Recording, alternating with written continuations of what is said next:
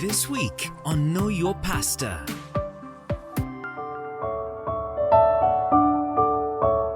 Pastor Sylvester is first of all born again Christian. Yeah, I met the Lord in 1995. Yeah, still a teenager at that time.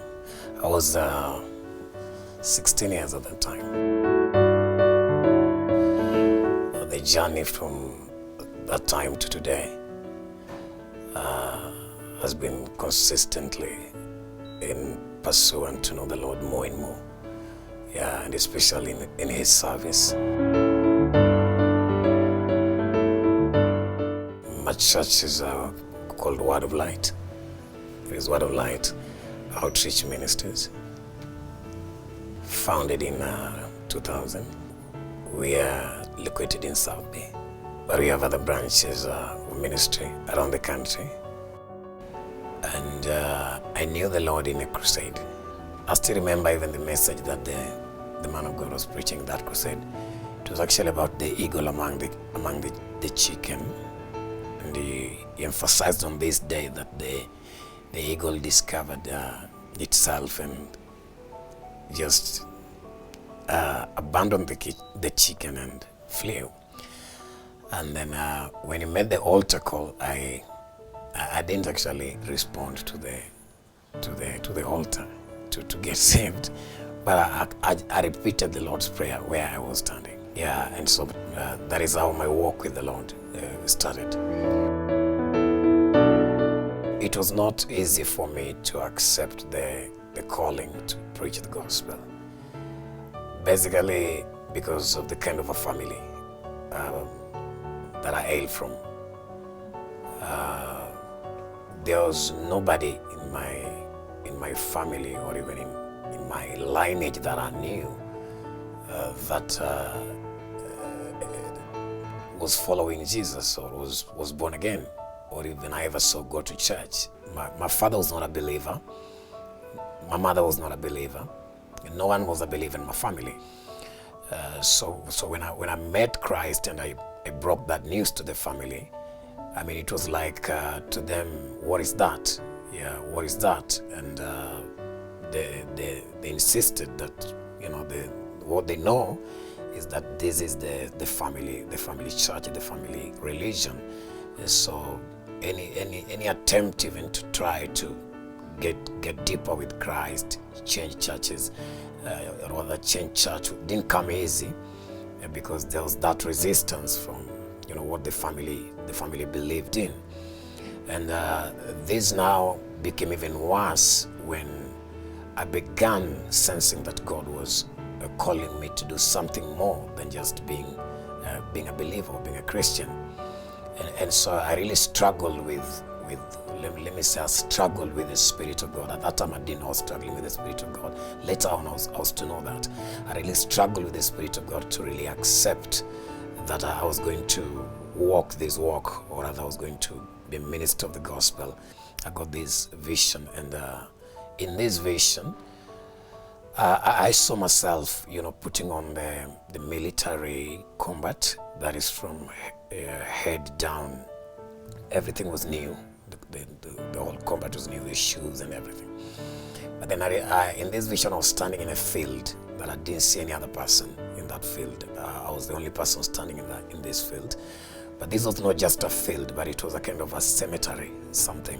Because I could see graves all over, and I couldn't see even the end of that field. Then I heard this voice that spoke to me, a very thunderously strong voice. It was like commanding me, what are you waiting for? Set my people free. But I was seeing nobody around there. But the next thing that I did when I heard that voice is that I began scooping these, the grave tops. And every grave top that I kicked with these brand new shoes, military shoes, broke open, and people began coming out of these graves. In civilian clothes, dusting off their clothes and following me, clapping their hands. After some time, the crowd grew bigger. This is something that is over 20 years ago, but I still see it very clearly when I explain it. So the crowd grew bigger. Then I heard that voice again say to me, I'm not setting my people free to be your spectators, or rather to spectate you, or rather to praise you. He said, give them what I've given you, that they may do what you're doing. To me, that encounter is what ushered me into realizing that God was calling my attention to do something different. And I just got involved, still not really knowing where that was heading to. But I knew that there was something about my life that was not ordinary. That desire to want to see other people's life, become what God want them to become.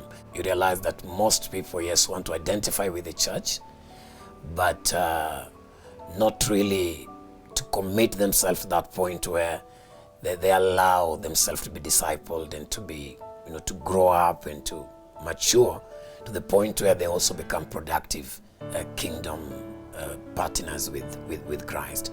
Most people just want to come to church, identify with the church, but then when you now want to bring them to that point of commitment, where they begin to replicate the transformation that has taken place in their life in others, and expand the kingdom and the desire of Christ wherever they are in their immediate Jerusalem or community residential area, it becomes a challenge.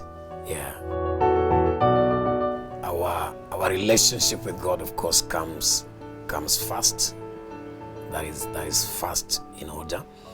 And then the second is that I have to focus on the interest and the welfare of the family, because that is like the power base for any pastor. That you don't get it right at the family level, then at some point it will begin to affect the health and even the stability of the ministry. We have to do a lot as spiritual leaders. We have to do more than just expecting to receive people in church and to serve them in church. I think the degree of our influence and effect as spiritual leaders in the community has to be enhanced by coming up with diverse ways to be able to reach the unreached and the community of unbelievers, given that the times are changing and also the perspectives are changing. And so we can't remain in the same old ways that we used to, go out and do things, or rather the way we used to do things.